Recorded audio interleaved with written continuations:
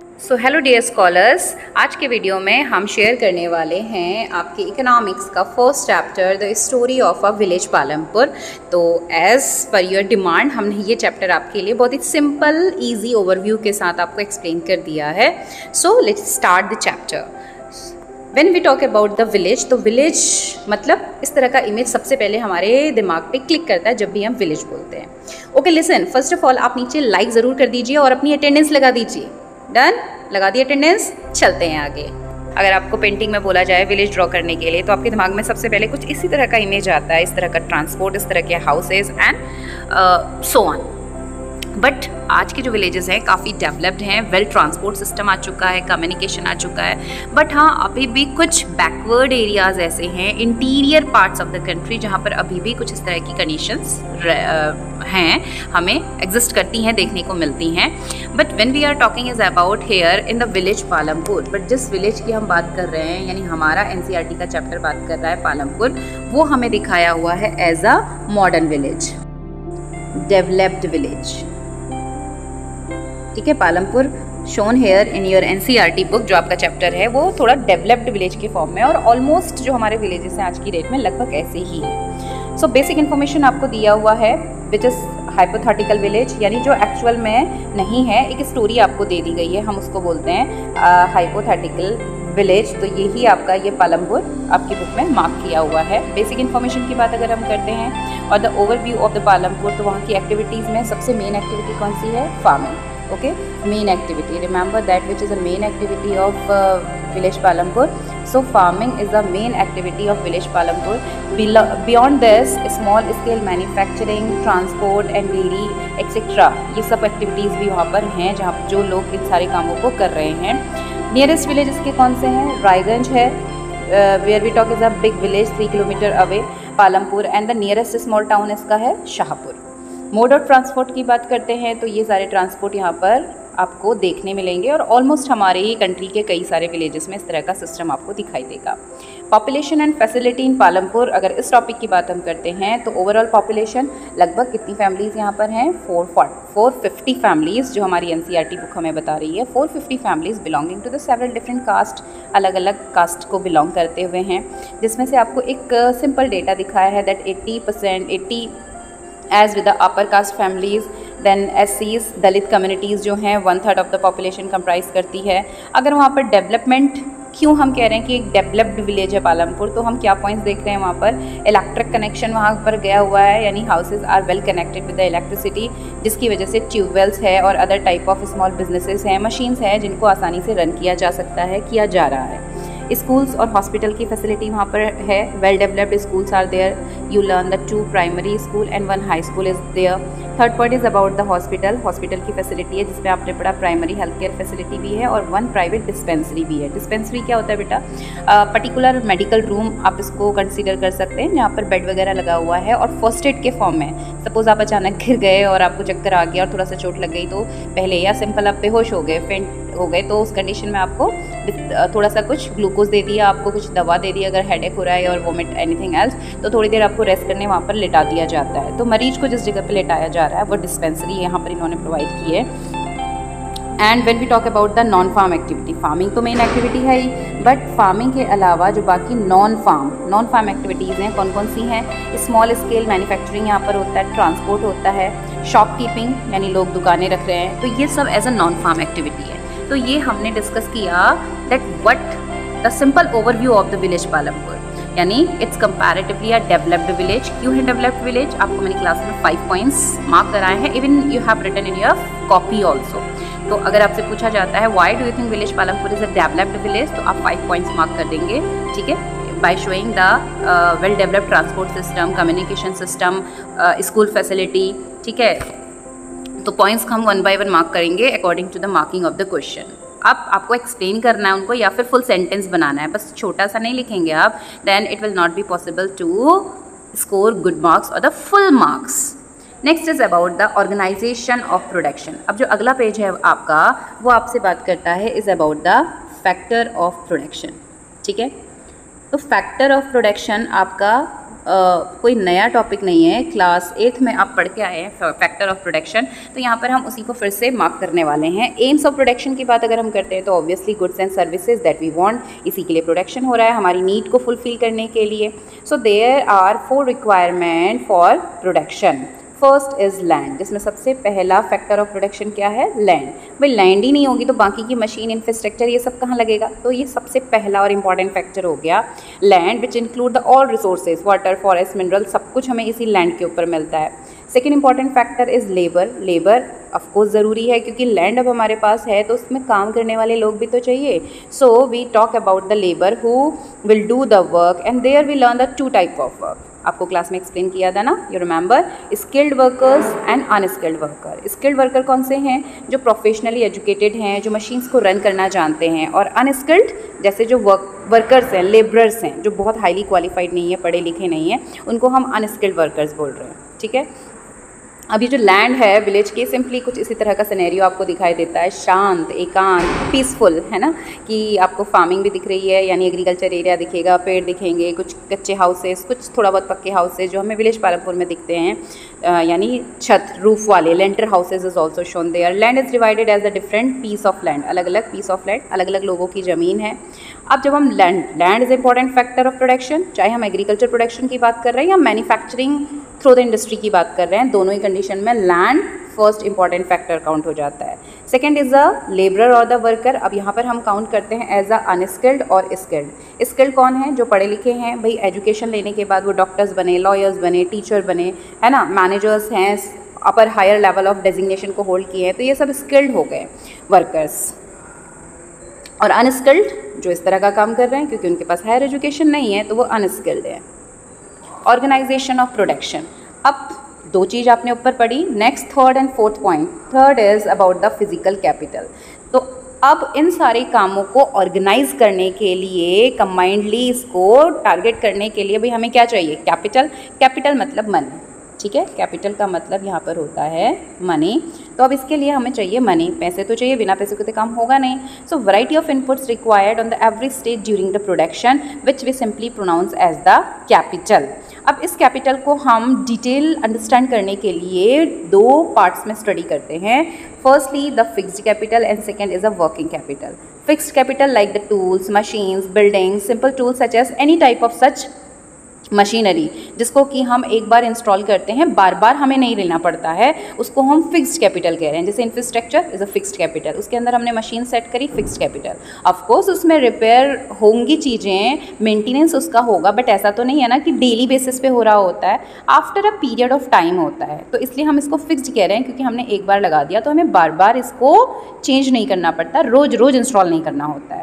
जबकि जो working capital होती है, it is about the raw material and money in hand to hand, ठीक है, क्योंकि हमें रॉ मटेरियल भी डेली चाहिए, डेली प्रोडक्शन होना है तो डेली रॉ मटेरियल की ज़रूरत होगी, और बाकी जो सामान चाहिए उनको खरीदने के लिए पैसे चाहिए, यानी money is required. So working capital के example raw material and money, और फिक्स्ड कैपिटल में आप टूल्स हैं, मशीन्स हैं, बिल्डिंग्स हैं, ये सब कुछ ऐड कर सकते हैं। Knowledge and enterprises which define is as the human capital. अब चौथा और सबसे इम्पॉर्टेंट, इन चारों में जो सबसे इम्पॉर्टेंट है वो कौन सा वाला फैक्टर है, is a human capital. Human capital is a important factor that combined all the other 3 factors. अब इन तीनों ही फैक्टर ऑफ प्रोडक्शन को कंबाइन करके यूटिलिटी में कन्वर्ट करने का काम जो कर रहा है वो कौन है, ह्यूमन कैपिटल, यानी आप, हम, यानी ह्यूमन बीइंग, ठीक है। So human with their intelligence, skill, ability is known as human resource, और यही human resource is consider as a human capital. तो ह्यूमन कैपिटल, अब आपसे पूछा जाता है why do you think human capital is unique resource? Why? Because rest other resources, land, machines, whatever, cannot produce itself without the help of human being.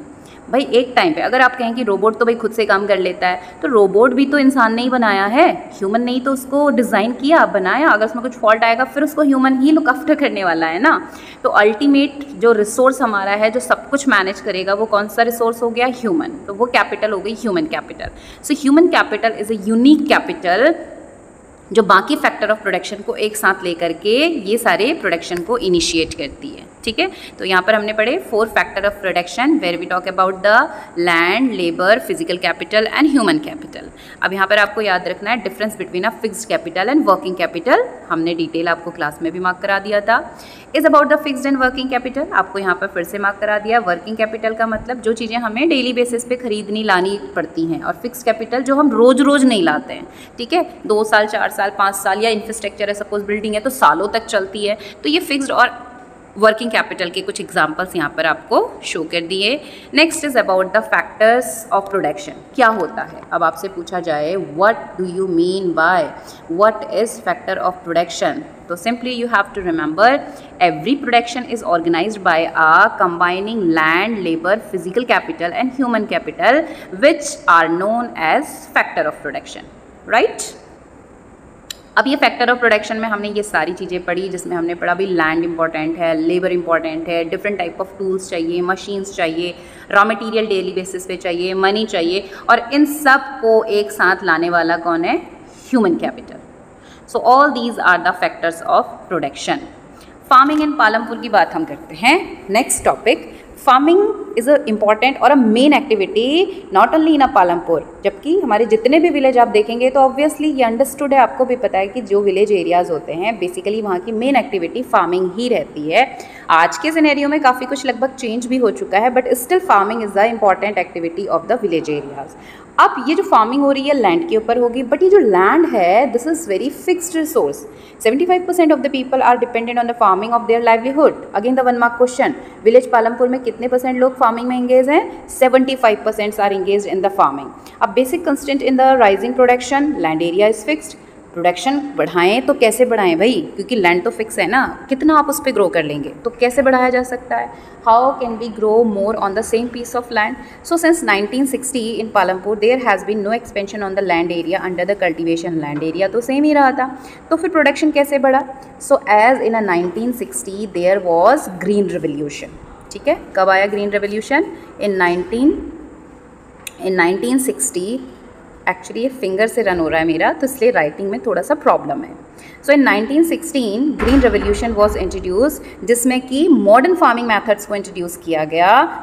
Because of this production boomed, ज़रूरत से ज़्यादा production की demand को पूरा किया गया। By then some of the wasteland in the village had been converted into cultivated land, यानी जो इनफर्टाइल सॉइल थी उसको भी फर्टिलिटी में कन्वर्ट करके प्रोडक्शन को मैनेज किया गया। So there exist no further scope of increasing of the production by bringing the new land under cultivation, क्योंकि जितनी ज़मीन है मैक्सिमम यूज़ करें तो लैंड तो नहीं बढ़ा सकते ना। हमारी ये अर्थ, आपने प्लैनेट अर्थ देखा है, अब लैंड तो उतनी है, उतना ही बड़ा गोला है, लैंड और कहाँ से आएगी, लैंड तो उतनी रहेगी। अब हमें ये देखना है कि उसी में हम कैसे सस्टेन करेंगे, उसी में हम प्रोडक्शन को कैसे बढ़ा सकते हैं। Standard unit of land. So यहाँ पर एक और टॉपिक आपको याद रखना है, is about the land conservation also. Conservation का मतलब हम लैंड को वेस्ट ना करें। अब हम वेस्ट करते कैसे हैं बेसिकली, देखो जो भी हमारा एग्रीकल्चर एरिया है ना, जहाँ पर बेसिकली फार्मिंग हुआ करती थी, ये जो different plot areas, farming areas जहाँ एग्रीकल्चर हुआ करता था, अब इन एरियाज़ में फार्मिंग नहीं होती है, बल्कि इन एरियाज़ में क्या हो रहा है, कंस्ट्रक्शन कैसे हो रहा है, कहीं पे रोडवेज बन रहे हैं, कहीं पे घर बन रहे हैं, कहीं पे इंडस्ट्रीज़ बन रही है। तो different type of constructional activities कौन सी लैंड के ऊपर, जो फार्मिंग वाली लैंड है उसके ऊपर हो रहा है। तो फार्मिंग लैंड तो वेस्ट हो रही है ना हमारी, तो पॉपुलेशन तो इंक्रीज़ हो रहा है लेकिन लैंड एरिया उतना का उतना ही है, वो थोड़ा ना बढ़ रहा है। तो how can we manage food need in future. अभी तक तो मैनेज हो रहा है, बट अभी मॉडर्न फार्मिंग मेथड्स के भी कुछ जो ड्रॉबैक्स हैं वो धीरे धीरे निकल के आने लगे हैं। तो what could be the condition next after few years. Anyway, अभी हम बात करते हैं स्टैंडर्ड यूनिट ऑफ लैंड। अब हम कैसे मेज़र करते हैं, हर चीज़ को मेज़र करने के लिए एक मेज़रमेंट यूनिट हम काउंट करते हैं। तो लैंड को मेज़र करने के लिए बेसिकली आपको यहाँ दिखाया है स्टैंडर्ड यूनिट जो होती है। What is the standard unit of measuring land, hectare, ठीक है। Hectare is a standard unit of measuring land. इसके अलावा अलग अलग जगहों पे ना, अलग अलग स्टेट्स में अलग अलग नाम से भी जाना जाता है। कहीं पे गज बोला जाता है, कहीं पे भीगा बोला जाता है, कहीं पे गुंजा। इसके अलावा, ये तो आपको कुछ दिए, इसके अलावा भी बहुत सारे अदर नेम्स भी यूज़ किए जाते हैं। तो 1 हेक्टेयर कितने के बराबर होता है, ये आपको यहाँ पर मार्क किया हुआ है, इसको आप याद रखना। MCQ में मिलेगा तो आपको ऑप्शन भी मिल जाएंगे, तो आपको ध्यान रखना है, जब पढ़ेंगे तभी ध्यान रहेगा। Okay, grow more from the same land.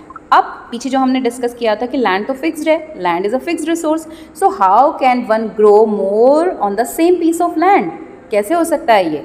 So it could be through the two methods. There are two ways increasing production from the same piece of land. One is a multiple cropping, second is a modern farming method. अब ये जो multiple cropping है ना बेटा, ये basically modern farming का ही एक part है. मॉडर्न फार्मिंग की वजह से मल्टीपल क्रॉपिंग पॉसिबल हुई है, आप ये समझ लीजिए.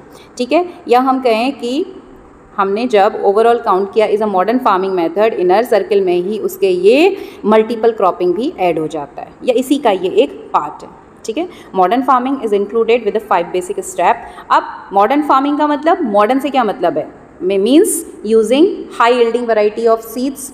Second is that advance irrigation, जिसमें हम ट्यूबवेल समरसेल्स के थ्रू ज़मीन के नीचे से पानी निकाल के भी खेतों की सिंचाई कर लेते हैं. नंबर 3 केमिकल्स, फर्टिलाइजर्स को हम यूज़ कर रहे हैं जिससे हायर प्रोडक्शन होता है. Number 4 HYV seeds, high yielding variety seeds को यूज़ किया जाता है. Next is the different machines like the tractor, harvester, threshing machine, जिससे काम जल्दी हो जाता है. Similarly we are using the insecticide and pesticide, जिससे कि कीड़े ना लगे फसलों में और फसल को नुकसान ना पहुँचे. तो ये सब कुछ आ जाएगा मॉडर्न फार्मिंग मेथड में. और मल्टीपल क्रॉपिंग का मतलब क्या होता है, multiple cropping means growing more than one crop in a single year. Multiple cropping means no land is left idle in the Palampur. यहाँ पर मल्टीपल क्रॉपिंग की, विलेज पालमपुर में भी मल्टीपल क्रॉपिंग हुई क्योंकि उनकी ज़मीन खाली नहीं पड़ी रहती है, पूरे साल उसमें कभी कुछ वो उगाते हैं. जैसे they cultivate kharif, rabi and other intermediate tree crop also. Intermediate tree का मतलब बीच में जो 1-2 महीने का गैप आता है ना, उस समय भी कुछ इस तरह के वेजिटेबल्स और जो भी ग्रीन हो सकता है वो उगाते हैं. तो this is the kharif and rabi, जिसमें विंटर क्रॉप और समर क्रॉप को हम इस तरह से काउंट करते हैं एज अ राबी क्रॉप और द खरीफ क्रॉप.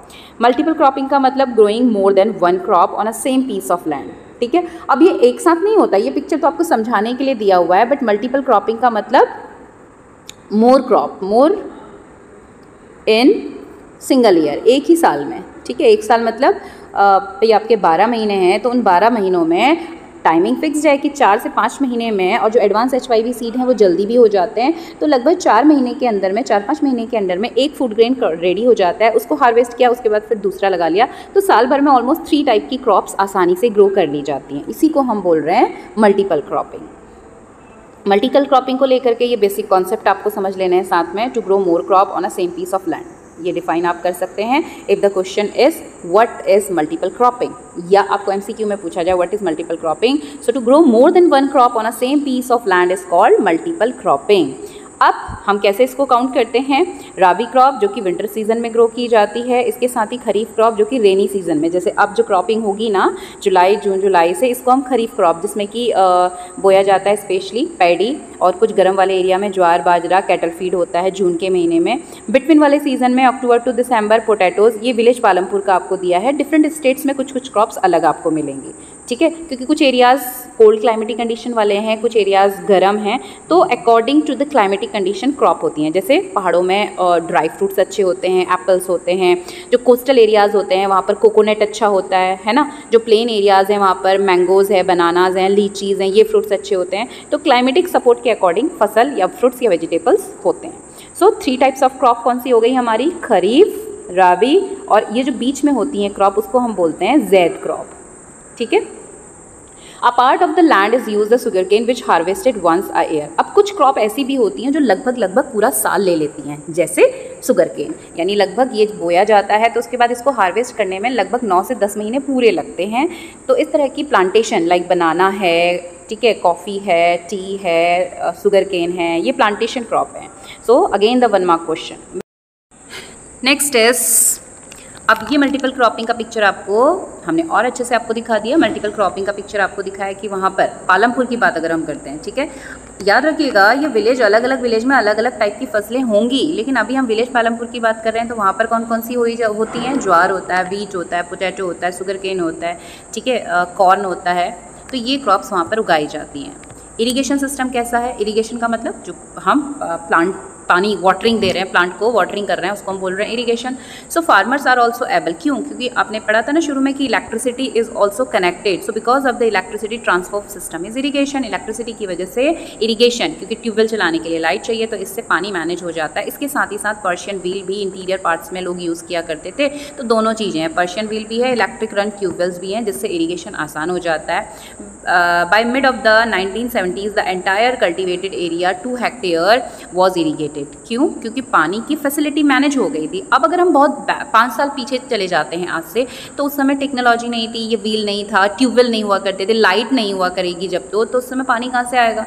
तो फार्मिंग के लिए लोग किस पे डिपेंड हुआ करते थे? रेन पे। अब रेन पे डिपेंड है तो भाई जब बारिश होगी तभी फसल होगी, इसलिए मल्टीपल क्रॉपिंग तो होती ही नहीं थी, इसलिए पहले खाने की बहुत प्रॉब्लम होती थी। बट अभी ऐसा नहीं होता है। Persian wheel and second is the tubewell system. तो ये दोनों चीज़ें में से आपने ये वाला तो कॉमन देखा, पर्शियन व्हील आपने रेयर ही कुछ एरियाज़ में देखने को मिला होगा आपको। तो ये दोनों इरिगेशन को हमारे एडवांस कर देते हैं। मॉडर्न फार्मिंग मेथड में हम क्या क्या यूज़ करते हैं? When we talk modern farming, we use about the yield. Yield का मतलब higher production, ठीक है? What is, how you will define the yield? Crop produced on a given piece of land during a single season is defined as yield, ठीक है?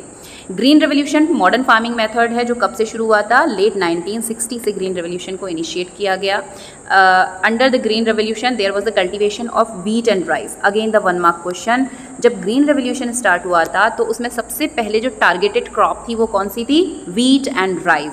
And by using और growing wheat and rice, Punjab and Haryana, these 2 states became prosperous. 1 mark question, which 2 states became prosperous by using green revolution? Firstly that is Punjab and Haryana. आपकी NCERT book में ये दिया हुआ है। तो ये सारे मॉडर्न फार्मिंग मेथड इन्होंने यूज़ किए और रिच हुए।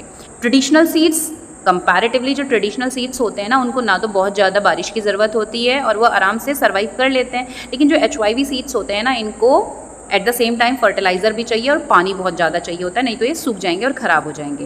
Where as the HYV seeds need a plenty of water, chemical fertiliser, pesticides. यानी एक तो पहले बीज खरीदने, फिर उस पर उतना ही इन्वेस्टमेंट करने के लिए ये सारी चीज़ें फिर से खरीदनी है। इसका मतलब HYV सीड या हम कहें मॉडर्न फार्मिंग मेथड ज़्यादा महंगा है, तो फार्मर्स बेचारों के पास तो कुछ भी सेविंग नहीं बचती है। पंजाब, हरियाणा, उत्तर प्रदेश, ये वो 3 स्टेट हैं जिन्होंने मॉडर्न फार्मिंग मेथड को यूज़ करके ग्रीन रेवोल्यूशन को इम्प्लीमेंट करके खुद को प्रॉस्परस बनाया। मॉडर्न फार्मिंग मेथड में हम काउंट करते हैं, देखो, वैरायटी ऑफ कॉर्न, क्योंकि हम HYV सीड्स यूज़ कर रहे हैं ना, तो फार्मिंग मशीन्स के थ्रू की जाती है। केमिकल फर्टिलाइज़र, इरिगेशन देखो कितने स्मार्टली किया जाता है, नए नए तरीक़ों को यूज़ किया जाता है। ऐसा नहीं कि बस कैनाल बना दी और पानी डाला, तो एडवांस तरीके से, यानी उसको टाइम टू टाइम जो मॉइस्चर चाहिए वो मिलता रहेगा, बौछार के फॉर्म में मिलता रहेगा। पेस्टिसाइड, इंसेक्टिसाइड्स को यूज़ किया जाता है, ट्यूबवेल्स को यूज़ किया जाता है। तो मॉडर्न फार्मिंग ने एग्रीकल्चर को आसान कर दिया, इसकी वजह से प्रोडक्शन भी बढ़ गया। आउटकम्स ऑफ मॉडर्न फार्मिंग, अब क्योंकि मॉडर्न फार्मिंग की वजह से प्रोडक्शन ज़्यादा हुआ है तो भाई हमारी जो फूड नीड वाली प्रॉब्लम है वो दूर हो गई। अब विलेज पालमपुर की बात करते हैं तो यहाँ पर भी जो ट्रेडिशनल वैरायटी है that was the 1300 kg per hectare बहुत आराम से होने लगा क्योंकि प्रोडक्शन बढ़ गया था। HYV seed they yield up to the 32 kg per hectare and there was the large increase in the production of the wheat. ठीक है, जैसे हमने पीछे पढ़ा था, तो विलेज पालमपुर ने भी, रिमेंबर यहाँ पर हम किसी भी प्रैक्टिकल विलेज को नहीं ले रहे हैं, हम एक इमेजनरी, आप सिंपल अंडरस्टैंड कर लीजिए, हमने एक स्टोरी वाला विलेज पालमपुर बना लिया क्योंकि लगभग मोस्ट ऑफ विलेजेस में इंडिया के ऐसा होता है, तो हमने सेम सिनेरियो को यहाँ पर शो कर दिया, यानी आपके चैप्टर ने आपको समझाने की कोशिश की है। There was a large increase in the production of the wheat, farmer now had a greater amount of surplus wheat and sell. अब इसके साथ ही आपको एक चीज़ और याद रखना है, स्टैपल फूड ऑफ इंडिया, क्योंकि वीट और राइस ज़्यादा है और खाने के लिए भी सबको यही वीट और राइस चाहिए। तो ये जो वीट नहीं, पहला आता है राइस एंड वीट, ठीक है। These 2 crops are known as the staple food of India. Staple का मतलब होता है वो फूड ग्रेन जो मैक्सिमम पॉपुलेशन की फूड नीड को फुलफिल कर रहा है, पूरा कर रहा है भूख की ज़रूरत को। तो वो वाला खाना कौन सा है? राइस एंड वीट, यानी कंट्री में राइस ज़्यादा यूज़ होता है तो इसलिए पहले नंबर पे rice and then wheat. Will the land sustain demerits of the modern farming. अब 1960 से जब ग्रीन रेवोल्यूशन को इनिशिएट किया गया था तो प्रोडक्शन तो बढ़ा और हमारी फूड नीड जो थी वो फुलफिल हो गई, सरप्लस अमाउंट में हमारे पास फूड प्रोडक्शन था। लेकिन 1960 से अभी हम पहुंच गए भाई 2024 में। अभी जो लैंड है वो रेगुलर जब केमिकल यूज़ में आ रही है तो उसकी नेचुरल फर्टिलिटी डिटेन हो चुकी है, डिपेंडेंसी आ गई है, और कब तक वो प्रोडक्शन करेगी? तो अभी साइंटिस्ट बोलते हैं कि अगर यही कंडीशन रही तो further in future production equivalent to 0 हो जाएगा। और जब खाना ही नहीं होगा, यानी अनाज उगेगा ही नहीं खेतों में, तो खाएंगे कहाँ? Remember, we just cook the food, we are not making food, ठीक है। मेक तो प्लांट ही कर रहे हैं, हम तो सिर्फ कुक करते हैं। सो scientific reports is very concern about this. तो इसके लिए ये कॉन्सेप्ट रखा गया कि भाई इस तरह से, यानी इसके बाद हमें निकल के आते हैं demerits of modern farming method, क्योंकि इसके थ्रू हम क्या कर रहे हैं? Over use of natural resources कर रहे हैं। कैसे? जैसे जो नेचुरल आपका जो ट्रेडिशनल फार्मिंग होता है उसमें तो हम रेन पे डिपेंड रहते हैं, लेकिन यहाँ पर हम ग्राउंड वाटर को यूज़ कर रहे हैं and we know that ground water is a purest form of drinking water. और पानी भी हम नहीं बना सकते खुद। अब अगर पीने का ही पानी नहीं होगा तो क्या कंडीशन होगी, सोचो कि सर्वाइवल कितना टफ हो जाएगा। As well as green revolution is associated with the loss of soil fertility. Regular chemical को जब आप यूज़ करेंगे तो उसकी नेचुरल फर्टिलिटी रिड्यूस हो जाएगी। It will again create a problem. Continuous use of groundwater is again depletion of water table and one destroy it's very difficult to restore them। अब ये जो natural fertility of soil है और जो water table है ground water हमारा, ये एक बार अगर ख़त्म हो गया ना तो इसको मैनेज करना, स्पेशली सॉइल की फर्टिलिटी को मैनेज करना बहुत टफ हो जाएगा। और जब फर्टाइल ही नहीं रहेगी सॉइल, उसमें कुछ उगेगा ही नहीं तो खाना बनेगा कैसे, खाना उगेगा कैसे, अनाज उगेगा कैसे, अनाज नहीं उगेगा तो हमें खाना मिलेगा कैसे, खाना नहीं मिलेगा तो हमारा सर्वाइवल कैसे होगा। तो ये लग तो बहुत सिंपल रहा है but it's a very big question in front of the scientist. और अभी इसी के ऊपर लगातार रिसर्च चल रही है और अभी साइंटिस्ट किस पे फोकस कर रहे हैं, ऑर्गेनिक फार्मिंग के ऊपर, यानी जिसमें केमिकल का कम से कम यूज़ किया जा सके। So use of chemical fertilisers may not be retain the soil for long. उस समय तो प्रोडक्शन कर दिया, अब धीरे धीरे उसकी नेचुरल फर्टिलिटी कम होती जा रही है। So these are the particular problems, use of chemical fertilisers की वजह से जो प्रॉब्लम्स आ रही हैं वो आपको यहाँ पर मार्क कर दी हैं। ऑब्वियसली केमिकल यूज़ जितना ज़्यादा होगा उतना ज़्यादा जो उसके थ्रू फूड हो रहा है वो भी हमें, यू रिमेंबर आज से अगर हम एग्जैक्टली 100 ईयर्स बैक भी पीछे चले जाते हैं ना तो ये कैंसर टाइप ऑफ डिजीज़ बहुत ज़्यादा नहीं थी। अभी आज की डेट में आप देखिए हेयर ग्रे का प्रॉब्लम, आई साइट वीक होने का problem and cancer to the every 4 to 5th person बहुत ही कॉमन सा हो गया है। क्यों? Because of our food habit and second ये जो हम केमिकल इनबिल्ट खा रहे हैं। तो ये कहीं से कहीं तक हेल्थ के लिए अच्छा नहीं है बट प्रोडक्शन को बढ़ाया गया था और इन्हीं सारी चीज़ों को देखते हुए अभी साइंटिस्ट अपनी रिसर्च में यही कोशिश कर रहे हैं कि किस तरह से हम ऑर्गेनिक फार्मिंग को इन्हांस कर सकें। डिस्ट्रीब्यूशन ऑफ लैंड आपको दिया हुआ है कि किसके पास कितनी लैंड है। एक बड़ा सा फार्मिंग एरिया आपको दिखाया हुआ है पिक्चर में आपकी एनसीईआरटी बुक में, उसमें आपको अलग अलग बड़े प्लॉट एरिया, छोटे प्लॉट एरिया, बहुत छोटे प्लॉट एरिया ऐसे दिखाया हुआ है। तो ऑब्वियसली एक लैंड, एक पर्टिकुलर गांव में जब लोग हैं तो सबके पास बराबर लैंड नहीं है, किसी के पास कम है, किसी के पास ज़्यादा है, तो अलग अलग ये आपको डिस्ट्रीब्यूशन यहाँ मार्क किया हुआ है। Distribution of land again is shown with the pie chart here. Distribution of land in India की बात अगर हम करते हैं तो marginal and small farmers, medium and large farmers. Okay, what are the 2 types of farmer? ये तो ये 2 टाइप्स ऑफ फार्मर्स आपको याद रखना है। मार्जिनल और स्मॉल फार्मर्स जिनके पास बहुत ज़्यादा ज़मीन नहीं है, और मीडियम और लार्ज फार्मर्स जो है उनके पास कितने फार्म्स हैं, फार्मिंग एरिया कितनी है, नंबर ऑफ फार्मर्स कितने हैं और लैंड कितनी है, ये सारा रिकॉर्ड भी आपको दिया हुआ है। सिंपली आप इसको एक बार रीच कर लीजिए। Now who will provide the labour? अब 3 टाइप के फार्मर्स को हम अंडरस्टैंड कर रहे हैं विलेज पालमपुर में। एक तो हो गए small farmer, second is the medium and the large farmers and the farm labourers. Farm labourers होते हैं जिनके पास अपनी ज़मीन नहीं है, लैंडलेस हैं जो, ठीक है। अब इन लोग का तरीका अलग अलग है। जो स्मॉल फार्मर्स हैं वो तो क्या करते हैं, एक दूसरे की लैंड पे आपस में मिलके काम कर लेते हैं। जब ए फैमिली के वहाँ और बी फैमिली के वहाँ काम है तो ए फैमिली इसके वहाँ मिल के काम कर लेगी, और जब इसका काम पूरा हो गया, फसल कट गई, तो अब ये ए फैमिली के वहाँ मिल करके इसके फैमिली का काम निपटा देंगे, यानी इसके एग्रीकल्चर फील्ड का काम निपटा देंगे। इस तरह से ये मैनेज कर लेते हैं। जो मीडियम और लार्ज फार्मर्स होते हैं ये क्या करते हैं, लेबरर्स को हायर कर लेते हैं, क्योंकि खुद तो काम नहीं करते। जो बड़े बड़े फार्मर्स होते हैं इनके तो पर्टिकुलरली 1-2 फैमिलीज ही ये रखते हैं जो लगातार लुक आफ्टर कर रही होती है। और फार्म लेबरर्स कौन होते हैं, जिनके पास ज़मीन नहीं होती, ये इनके खेतों में काम करते हैं, ठीक है। तो farm labourers not have any right over the land. Wages can be also cash in kind. अब 2 तरह से उनको वेजेस मिलती है। कई बार तो जिस जगह में काम कर रहे होते हैं उनको बदले में अनाज मिल जाता है, रहने को जगह मिल जाती है। दूसरा हो सकता है कि हम डेली वेजेस पे या फिर कॉन्ट्रैक्चुअल बेसिस पे हायर कर रहे हैं और अकॉर्डिंगली उनको वेज प्रोवाइड कर देते हैं। The capital needed in farming. अब कैपिटल तो चाहिए ही चाहिए, क्योंकि जो हम मॉडर्न फार्मिंग मेथड यूज़ कर रहे हैं ये कंपैरेटिवली हर चीज़ को खरीद के यूज़ कर रहा है। HYV सीड हमने खरीदा, मशीन्स हमने खरीदे, tractor, harvester, irrigation, insecticide, pesticide, everything we need to purchase. तो इसके लिए हमको कैपिटल भी ज़्यादा चाहिए। ट्रेडिशनल में हमको कैपिटल की ज़्यादा ज़रूरत नहीं होती है, बट मॉडर्न फार्मिंग मेथड में हमें पैसे चाहिए फार्मिंग करने के लिए भी। And small farmers have to borrow money for this condition, क्योंकि उनके खुद के पास इतनी सेविंग तो होती नहीं है, तो एज अ रिजल्ट उनको क्या करना पड़ता है, जो बड़े मनी लैंडर्स होते हैं फॉर वैरायटी ऑफ नीड्स उनको उनसे बोरो करना पड़ता है। और बदले में अब जो बड़े फार्मर्स होते हैं ना ये बड़े ही चालाक किस्म के होते हैं, तो ये इनको इस कंडीशन में पैसे देते हैं कि तुम हमारे खेत में काम करोगे और कम वेजेस में काम करोगे। So they are in a very pathetic situation some time.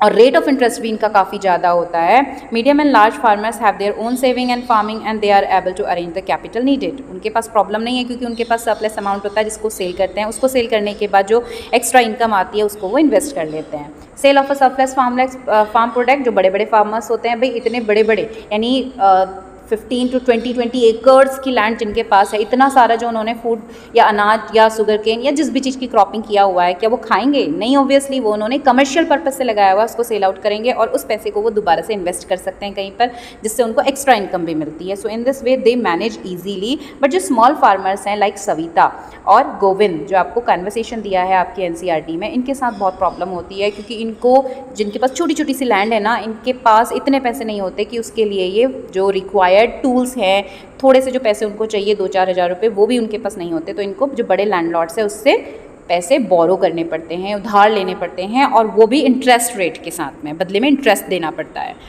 Non farm activity, ये तो हो गई farming activity in village Palampur. ठीक है, एक बार जल्दी से रिकैप कर दें इसका। डिस्ट्रीब्यूशन ऑफ लैंड, अभी आपको सिंपली पढ़ लेना है, distribution land is not much important, आप इसको एक बार देख लीजिए, डिस्ट्रीब्यूशन ऑफ लैंड। ठीक है, ये तीनों स्लाइड्स। अब who will provide the labour, ये आपको याद रखना है, इट्स वेरी इंपॉर्टेंट। कहानी समझ लेनी है भाई, स्मॉल फार्मर है, एक दूसरे के खेत में आपस में ही काम करते हैं। जो मीडियम और जो बड़े फार्मर्स होते हैं, दे हायर द वर्कर्स और labourers for their farm area. और ये जो फार्म लेबरर्स होते हैं, ये एग्रीकल्चरल लेबरर्स हैं, इनके पास ज़मीन नहीं है, ये इनके खेतों में काम करते हैं। तो ये पॉइंट इंपॉर्टेंट क्वेश्चंस के लिए, कैपिटल नीडेड होती है, यस ऑफ कोर्स होती है, क्योंकि मॉडर्न फार्मिंग मेथड में सब कुछ खरीदना पड़ता है। और जो बड़े और मीडियम और लार्ज फार्मर्स होते हैं, इनके पास सरप्लस अमाउंट में प्रोडक्शन होता है, जिसको ये बाजार में सेल कर देते हैं, and by selling they get the income, जिससे इनको क्या मिल जाती है, दे अर्न इनकम, और उस इनकम से ये अपनी अगली इन्वेस्टमेंट को कंटिन्यू कर सकते हैं। राइट, अब फार्मिंग के अलावा कुछ नॉन फार्म एक्टिविटीज़ भी होती हैं विलेज पालमपुर में। तो कौन कौन सी नॉन फार्म एक्टिविटीज़ हैं? अलग अलग विलेजेस में कुछ चेंज भी हमको मिल सकता है, बट ये बेसिक चीज़ें हैं। जहाँ पर एग्रीकल्चर होगा, ऑब्वियसली वहाँ पर डेयरी फार्मिंग भी होगी। Dairy farming is related, the milk is sold in the Raiganj, traders of the Shahpur, आपने रायगंज और शाहपुर दोनों नाम पढ़े थे स्टार्टिंग में, इज अ विलेज और near by town that have a collection come chilling centres also. तो अब डेयरी प्रोडक्ट जहाँ पर भी होगा, वहाँ पर एग्रीकल्चर होगा। एग्रीकल्चर है तो साथ में वो क्या करते हैं, एनिमल्स को भी रेयर करते हैं, तो जानवर पालते हैं, एनिमल रेयर कर रहे हैं, तो वहाँ पर डेयरी फार्मिंग भी होगी। जानवर दूध देंगे जिसको वो बेचते हैं, जिससे उन्हें थोड़ा बहुत इनकम मिल जाती है। Second non farm activity, small scale manufacturing that involve the simple production method, जैसे आपका बास्केट वीविंग है, या फिर कैंडल मेकिंग है, या फिर पिकल यानी अचार बनाना। इस तरह के छोटे छोटे कामों को गाँव में किया जाता है, जिससे ये थोड़ा बहुत अर्निंग मैनेज कर लेते हैं, जो कि इनके हार्ड टफ टाइम में काम आ सके। डेयरी फार्मिंग आपको पता ही है, एनिमल पाले जाते हैं, उनको फीड कराया जाता है, बदले में हमें वो दूध, दही, घी, ये सब कुछ हमें मिल जाता है। स्मॉल स्केल मैन्युफैक्चरिंग में छोटे छोटे इस तरह के कामों को, सिलाई, कढ़ाई, बिनाई, बास्केट वीविंग और ये सारे तरह के काम इन्हें करने के लिए मिलते हैं। और ऑलमोस्ट जो थोड़े से एडवांस्ड और डेवलप्ड विलेज हैं, सब जगह इस तरह के काम आज की डेट में किए जाते हैं। Non farm activities, third point पे हम काउंट करते हैं, is shopkeepers of a village Palampur. गांव भले ही छोटा होगा, लेकिन एटलीस्ट वहाँ पर कुछ तो 2-4 दुकानें होती हैं, तो दोज आर द शॉपकीपर्स। ठीक है, जिनकी शॉप है वो शॉपकीपर्स हो गए। Fourth activity is a transport, a fast developing sector. अब देखो, गांव से लोग शहर तक आएंगे, शहर से गांव तक आएंगे, यानी जो गांव में हुआ है उस अमाउंट को, यानी प्रोडक्शन को सेल करने के लिए सिटीज़ तक, टाउन तक आया जाएगा, और टाउन से कई सारी चीज़ों को खरीद करके गांव तक पहुंचाया जा रहा है। तो ये सारा काम ट्रांसपोर्ट से होगा। तो कुछ लोग ट्रांसपोर्टेशन में भी इंगेज्ड हैं। ट्रांसपोर्ट फैसिलिटी की अगर हम बात करते हैं, तो ये तो बेसिक विलेज में हमको देखने मिलता ही है, but at the same time यहाँ पर हमें आज की डेट में जो एडवांस हम मॉडर्न ट्रांसपोर्ट को काउंट करते हैं, ट्रक इसलिए आपको दिखाया है क्योंकि विलेज की बात कर रहे हैं, तो जो फूड प्रोडक्शन है और चीज़ों की लोडिंग अनलोडिंग, उसका एक्सपोर्ट इंपोर्ट, ये चीज़ें ज़्यादा मैटर करती है, तो इसलिए ट्रक आपको दिखाया। बट इसके साथ ही साथ लोगों का स्कूटर है, बाइक है ना, इस तरह की चीज़ें, ऑटो भी कुछ कुछ जगहों पे देखने को मिलते हैं। इस तरह का ट्रांसपोर्ट सिस्टम भी हमें देखने को मिलता है। So it's all about the chapter, right. Hope आपको ये कंप्लीट हो चुका होगा। अब इसमें आपको बेसिक पॉइंट्स क्या याद रखने हैं, सिंपली अगर हम स्लाइड को शुरू से स्टार्ट करते हैं, सिंपली रिकैप। आपको बहुत ही सिंपल लैंग्वेज पे मैं बता रही हूँ, क्लास पे हमने डिस्कस किया था। Sometime you may feel not very comfortable with the English language, तो ये सबके लिए वीडियो है, not only for the my students, in fact all those जिन तक भी ये वीडियो पहुँचेगा, क्योंकि उनको ज़रूरत है, इसीलिए वो वीडियो को देख रहे हैं। तो बहुत ही सिंपल लैंग्वेज पे इसको डिलीवर किया है, क्योंकि ऑब्जेक्टिव है कि आपको कॉन्सेप्ट समझ में आ जाए। एक बार जब कॉन्सेप्ट समझ में आ जाता है बच्चा, तो उसके बाद आप खुद से लैंग्वेज फ्रेम कर सकते हैं। तो हमेशा पहले ओवरव्यू को क्लियर रखिए, फैक्ट और कॉन्सेप्ट क्लियर होना ज़रूरी है, राइट। तो हमने विलेज पालमपुर की कंडीशन पढ़ी, जहाँ पर हमने पढ़ा फार्मिंग यहाँ पर मेन एक्टिविटी है, और डेवलप्ड क्यों है, क्योंकि यहाँ पर इलेक्ट्रिसिटी है, स्कूल्स हैं, कॉलेज है एंड हॉस्पिटल फैसिलिटीज़ है, ट्रांसपोर्ट सिस्टम है, इसलिए हम इसको डेवलप्ड कह रहे हैं। ऑर्गेनाइजेशन की बात कर रहे हैं तो फैक्टर ऑफ प्रोडक्शन में हमने land, labour, physical capital which divided as the fixed capital and working capital पढ़ा। Human capital is a unique and special capital पढ़ा। ठीक है, फैक्टर ऑफ प्रोडक्शन क्या होता है, we learn this factor of production through the pictures also. Farming is a very important, 75% in the village Palampur population is engage with the farming activity है। कैसे कैसे farmers हैं वो हमने पढ़ा। स्टैंडर्ड यूनिट क्या है लैंड को, वैसे तो जनरली हेक्टेयर होता है, इसके अलावा कुछ अलग अलग जगहों में अलग अलग नाम भी होते हैं, जैसे भीगाज है, गुंथाज है। More than same piece of land कैसे हम ग्रो करेंगे, इसके लिए हम सिंपली 2 मेथड यूज़ करते हैं which we learn as the modern farming method and the multiple cropping, इसको यूज़ किया जाता है। तो अब ये दोनों बेसिकली एक ही चीज़ें, दो आपको बाइफिकेट किया, दोनों चीज़ें आपको हमने क्लियर कर दी थी। Multiple cropping, growing more than 1 crop in a same piece of land in a single year, यानी 1 साल के अंदर में। एंड मल्टीपल क्रॉपिंग पिक्चर्स के साथ में दिखा दिया। इरिगेशन कैसे होता है, ग्राउंड वाटर को ट्यूबवेल्स के थ्रू निकाल करके इरिगेशन किया जाता है, जिसके लिए पर्शियन व्हील यूज़ होता है, ट्यूबवेल यूज़ होता है। मॉडर्न फार्मिंग मेथड में HYV सीड्स यूज़ करते हैं, केमिकल फर्टिलाइजर्स यूज़ करते हैं, इंसेक्टिसाइड, पेस्टिसाइड्स, ये सारी चीज़ों को यूज़ करके मॉडर्न फार्मिंग मेथड किया जाता है। आउटकम्स ऑफ मॉडर्न फार्मिंग की बात करते हैं तो अच्छी चीज़ तो ये है कि प्रोडक्शन बहुत अच्छा हो गया, but at the same time जो हमारी सॉइल की फर्टिलिटी नेचुरल है वो डिटोरिएट होती जा रही है, जो कि एक क्वेश्चन मार्क है। और डिमेरिट्स हमने काउंट किए थे। एट द सेम टाइम मैंने क्लास में आपको सेपरेटली एक क्वेश्चन दिखाया था, differentiate between the traditional farming method and modern farming method. It's a very important question जो आपको पता होना चाहिए। अब हमें क्लियर हो जाता है मॉडर्न फार्मिंग मेथड में जो कुछ है वो ट्रेडिशनल में ट्रेडिशनल सीड है, मॉडर्न फार्मिंग मेथड में HYV सीड्स हैं। ट्रेडिशनल में हम रेन पे डिपेंड होते हैं, मॉडर्न फार्मिंग मेथड में एडवांस इरिगेशन ट्यूबवेल्स के थ्रू कर लिया जाता है। ट्रेडिशनल में ऐश को और काउडंग्स वगैरह को एज अ मैन्योर को फर्टिलाइज़र यूज़ किया जाता है, बट यहाँ पर हम केमिकल फर्टिलाइजर्स यूज़ कर रहे हैं। वहाँ पर इंसेक्टिसाइड, पेस्टिसाइड जो है, राख वगैरह जो एशेस होती है उसको यूज़ किया जाता है, लेकिन यहाँ पर हम केमिकल इंसेक्टिसाइड, पेस्टिसाइड्स यूज़ कर रहे हैं। वहाँ पर हाथ से जो क्या होते हैं ऑक्स बैलों से खेत की खुदाई और प्लॉ यूज़ करके किया जाता है, यहाँ पर हम मशीनों से कर रहे हैं, है ना। तो इस तरह से दोनों के बीच में आपको डिफरेंस क्लियर हो जाते हैं। केमिकल फर्टिलाइजर्स के नेगेटिव इफेक्ट ज़्यादा देखने को मिलते हैं, प्रोडक्शन तो ऑफकोर्स बढ़ जाता है, but at the same time इसकी डिमेरिट्स भी हैं, इसके साथ प्रॉब्लम भी हैं। अब इसको लैंड डिस्ट्रीब्यूशन एक बार आप देख लीजिए बस। उसके बाद who will provide the labour, very important question. Small farmers एक दूसरे के वहाँ मिलके काम कर लेते हैं, मीडियम और जो लार्ज फार्मर्स होते हैं वो लेबरर्स को हायर कर लेते हैं। Capital needed in farming, of course needed, क्योंकि जो मॉडर्न फार्मिंग मैथड है उसमें हर चीज़ हमें खरीदनी तो पड़ती है, so of course we need a huge sum capital, a good amount of capital for farming. ऐसा नहीं है कि आसानी से हो जाता है, और उसके बाद उसको सेल करके वो एक्स्ट्रा इनकम अर्न करते हैं और वो कंपैरेटिवली रिच होते हैं। बट जो स्मॉल फार्मर्स होते हैं वो पुअर होते हैं और उनको मैनेज करना पड़ता है, बोरो करना पड़ता है बड़े फार्मर से। एग्रीकल्चर के अलावा नॉन फार्म एक्टिविटीज़ भी है, जिसमें डेयरी फार्मिंग। पालमपुर विलेज में कौन कौन सी नॉन फार्म एक्टिविटीज़ है? नंबर 1 डेयरी फार्मिंग होती है, number 2 small scale manufacturing activities होती है, and number 3 is a shopkeepers in Palampur and the transport system and the fast developing sector specially. ये कुछ आपको बेसिक दिए हुए हैं नॉन फार्म एक्टिविटीज़। इसके अलावा लाइक स्टिचिंग है, टेलरिंग है ना, कुछ कुछ और चीज़ें भी आपको अलग अलग रीज़न में दिखेंगी, बट ये बेसिक हैं जो हमें लगभग सब जगह देखने को मिलेंगे। So this is all about the chapter. Hopefully आपको ये क्लियर हो गया होगा। अगर अभी भी कोई डाउट है तो आप नीचे कमेंट सेक्शन में ज़रूर से अपना क्वेश्चन कमेंट कर दीजिए, मैं आंसर कर दूँगी। सेपरेटली वीडियो आपको समझाने के लिए पॉसिबल होगा तो बना दूँगी। Okay, so enjoy your study and don't forget to like. आप लाइक वाला बटन तो दबाना ही भूल जाते हो मैम के फेवर में, है ना। मैम ने मेहनत करके चैप्टर आपको प्रोवाइड करा दिया to make you understand, so you need to drop a comment और कमेंट में अपनी अटेंडेंस जल्दी से लगा देना। So meet you again in next chapter. Stay connected, bye bye.